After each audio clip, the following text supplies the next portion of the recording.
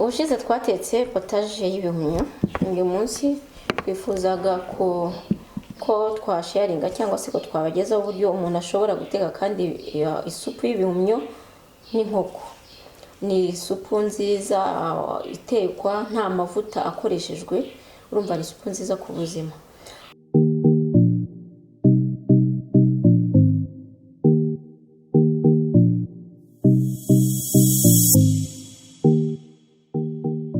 Turabasuje inshuti bakunzi ba The Family Focus TV. Turabashimiye ko mukomeje kubana natwe mu biganiro tubagezaho bitandukanye. Mu kiganiro cyo guteka cy'ubushize twaberetse uko bateka potaje y'ibihumyo. Ubu ngubu rero tugiye guteka isupu y'ibihumyo na mu bundi buryo bwiza buryoshye. Turaza gushyiramo inkoko. Ubutaha tuzabereka nuko bashobora guhinga ibihumyo. Reka tutabatindiye, ariko mbere yuko dukomeza mubanze mukore subscribe aho hasi, hanyuma hirya gato mukore kunzogera kugira ngo ibiganiro byacu bijye bibageraho ako kanya tukimara kubishyiraho. Reka tutabatindiye tubereke ibikoresho tugiye gukenera hanyuma duteke. Ubushize twatetse potaje y'ibihumyo. Uyu munsi twifuzaga ko twasharinga cyangwa se ko twabagezaho uburyo umuntu ashobora guteka kandi isupu y'ibihumyo n'inkoko. Ni isupu nziza itekwa nta mavuta akoreshejwe, urumva ni isupu nziza ku buzima. Mu byo tuzakenera, birumvikana ko tuzakenera nyine ibihumyo. N'ubundi dufite bya bihumyo by'umweru bisanzwe bihingwa. Tuzakenera inkoko. Inkoko ni uduce tw'inkoko, ariko inkoko tudafite amagufa. Biba byiza iyo ufashe inyama zo ku gatuza. Tuzakenera inyanya zisanzwe. Tuzakenera corn flour, ni ifu y'ibigori ariko ifu iseye cyane ku rwego rw'ifarine, ku buryo iyo ubikoroze nta kintu gisigara hasi, bimeze nk'uko nyine wakoroga ifarine. Iyi fu rero iboneka hirya no hino mu alimentation cyangwa se mu supermarket atandukanye. Iba yaragenerwa ahanini gukoreshwa mu masupu. Tuzakenera umunyu mukeya, tuzakenera n'agasukari gakeya, nubwo mubonamo nyinshi aha ngaha ariko ndi bufateho gakeya. Tuzakenera na soy sauce y'umukara. Murabizi ko habaho soy sauce y'irindi bara. Turakenera poiro, ibitunguru bya poiro. Turakenera akarungo ka ginger. Dukeneye n'aka karungo ka black pepper, ariko ibi birungo ni de preference cyangwa se ni uko umuntu abikunze. Ushatse wabikoresha cyangwa ntubikoreshe, cyangwa se ugakoresha ibindi ukunda. Tugiye gutangira rero turonga ibihumyo nk'uko twabigenjeje ubushize. Turabironga rwose binoge bike, imyanda yose iveho, ibitaka biveho. Turonge ingofero neza ku buryo rero ari ibihumyo bisa neza bidafite imicanga.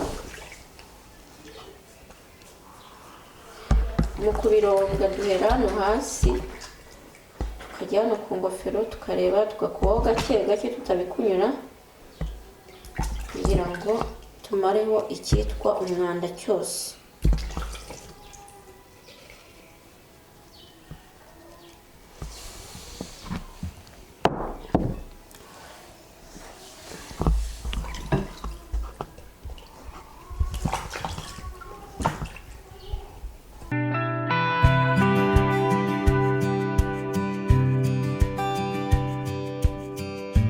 Nyuma yo kuronga ibihumyo neza, nkurikijeho kuronga poiro. Murabizi ko ziba zanduye, ziba zaragiye zijyamo uducanga hano imbere. Uraronga neza urebe ko nta mwanda usigayemo, kugira ngo isosi yacu ize kuba imeze neza nta myanda irimo. Birumvikana nahinduye amazi, nazironga n'amazi meza ukwazo.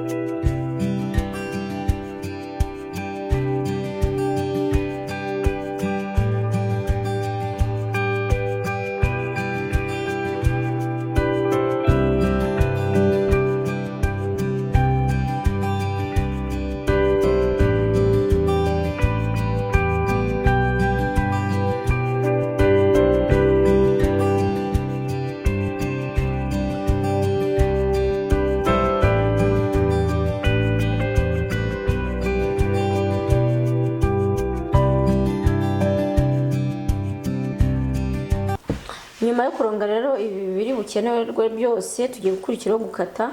Turabanza dukate ibihumyo. Ibihumyo turabikatamo uduce duto ariko tutari duto cyane, turinganiye, ntabwo ari nk'ushize muri potaje twakase duto cyane.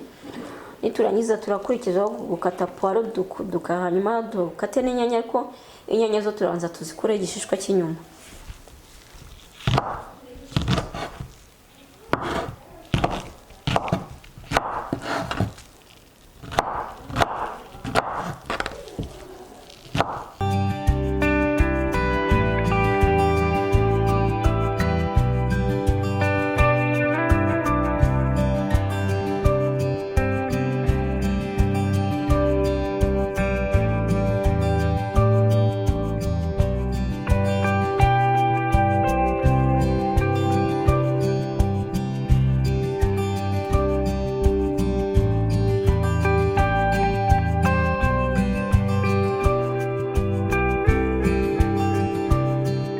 Izi puwaro nazo rero turazikatamo uduce duto.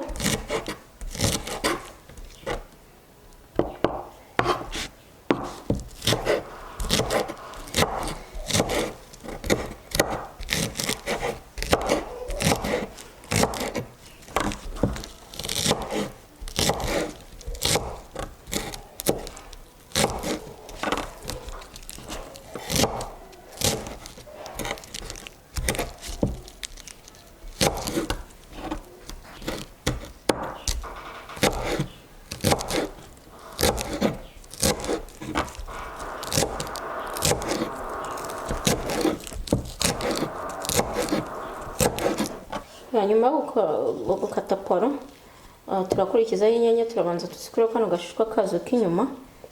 Nitumara kuzihata turazikatira muri mixeri cyangwa se blender kugira ngo tuzikoremo umutobe. Ariko udafite mixeri rero ntabwo byakubuza gukora ino sete yacu.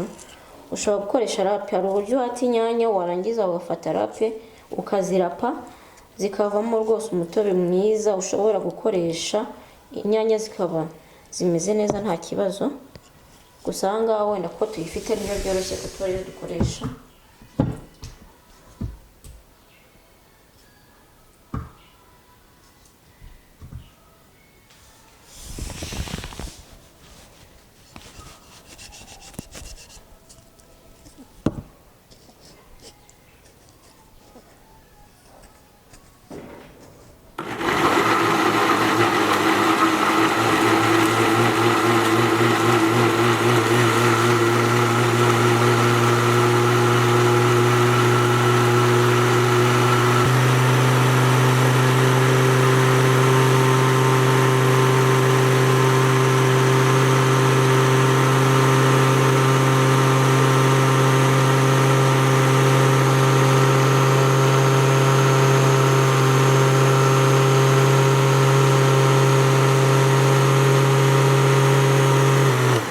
Nyuma yo gukata ibihumyo,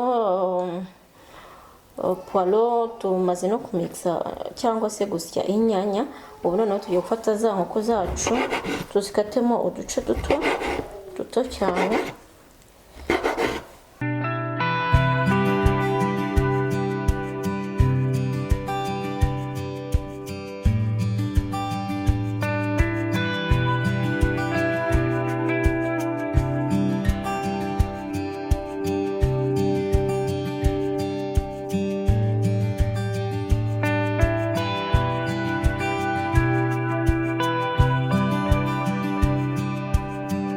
Nyuma yo gukata izi nyama mo uduce duto cyane, ndakurikiraho kuzihonda. Ndazihonda ku buryo zoroha, zikaza gushya vuba kandi zikaba ziryoshye mu isosi turi bukore. Ngiye ndakoresha umuhini w'agasekuru kanye mfite gatoya, ariko buri wese afite uburyo yabikoramo. Reka dutangire.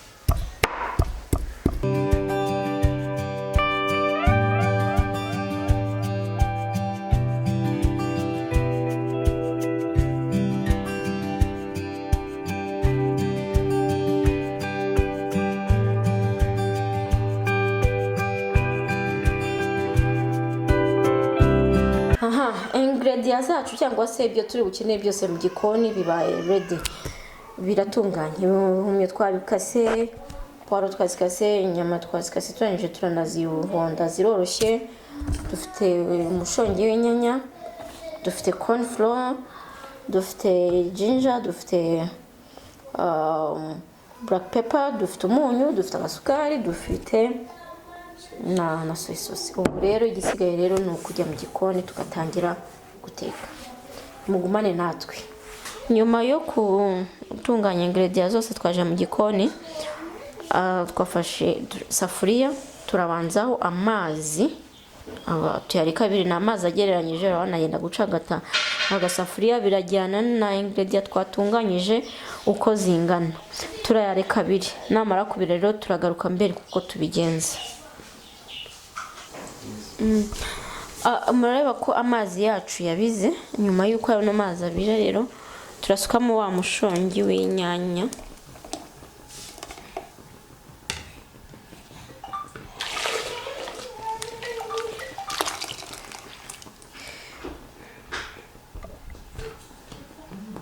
Noneho rero nawo tuzireke zitogote.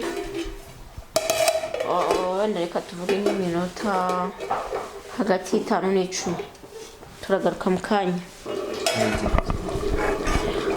Murabona ko inyanya zacu zatogose, za nyanya wa mushongi w'inyanya twasutse mu mazi watogose. Ubu ngubu rero ni umwanya wo gushyiramo ibindi.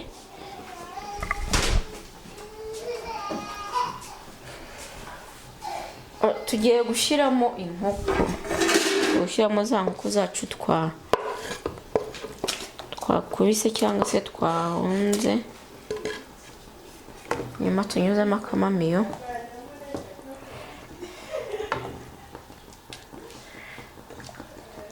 Ni n'umwanya mwiza wo gushyiramo umunyu.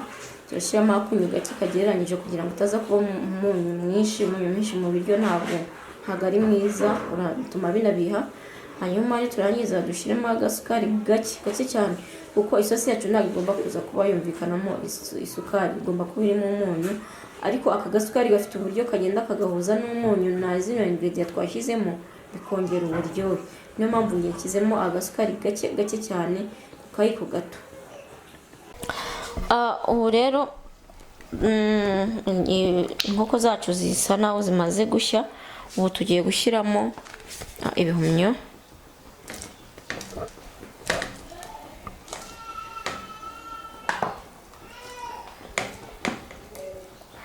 Ese tunabishyiriremo rimwe na za puwaro.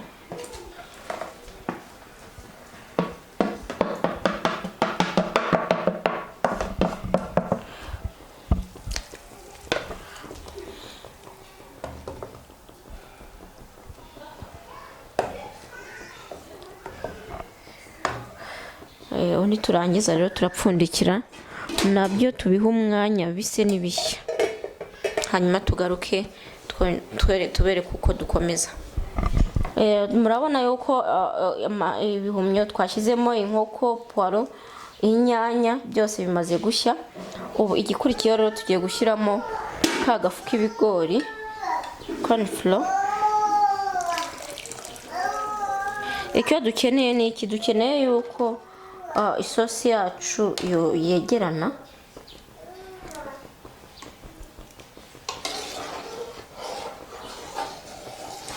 Turasa n'abagira ubundi tubihe umwanya bitogote kugira ngo kagafu dushyizemo gase n'agashya neza.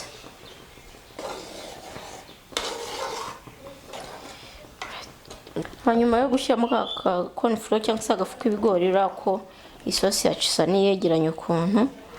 Rero ngiye gushyiramo twa turungo nahoze mbabwira, aka ginger. Hanyuma rero nshyiremo n'aka black pepper gake.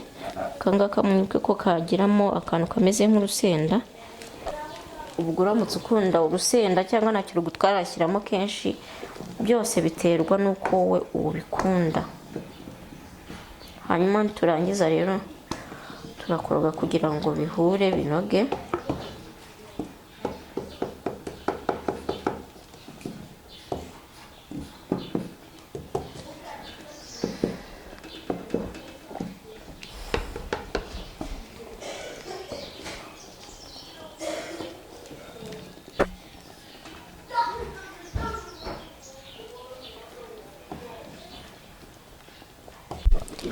hanyuma rero etape ya nyuma turashyiramo soy sauce. Turashyiramo gake. Soy sauce irakora cyane, ishyizemo nyinshi bamo nyinshi, bisaba ngo ugereranye bitewe n'uko uyikunda, ariko nanone bitewe n'ingano y'isosi wakoze uko ingana.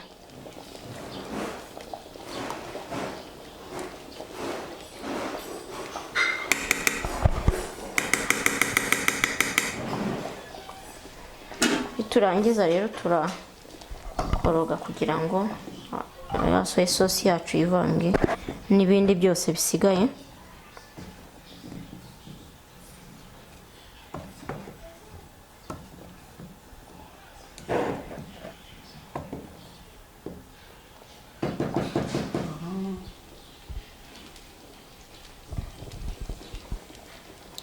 Tuyiha umwanya ibire.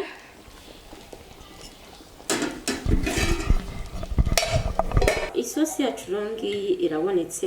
Isosi yacu igizwe n'ibihumyo, igizwe n'inkoko, igizwe na poivre, igizwe na soy sauce, igizwe n'inyanya n'utundi turungo. Ni isosi iryoshye pe, kandi ni isosi ifite intungamubiri. Ndabibutsa ko iyi sosi yacu iyi ngiyi nta mavuta ayirimo kandi iraryoshye. Ndabashishikariza kuzayigerageza kuyiteka iwanyu. Ifite intungamubiri, irimo proteine, irimo vitamins atandukanye, ndetse irinda indwara. Mwakoze kudukurikira, kandi nagira ngo mbabwire yuko tuzakomeza kujya tubereka resete zitandukanye, tuzajya tuziga tuzibigishe, kandi nimba hari kundi kuntu wenda ubibona twari kubigenza, cyangwa se resete wumva kwigira twazagutekera ubutaha twazakwereka uko bikorwa, wabishyira muri comment. Murakoze.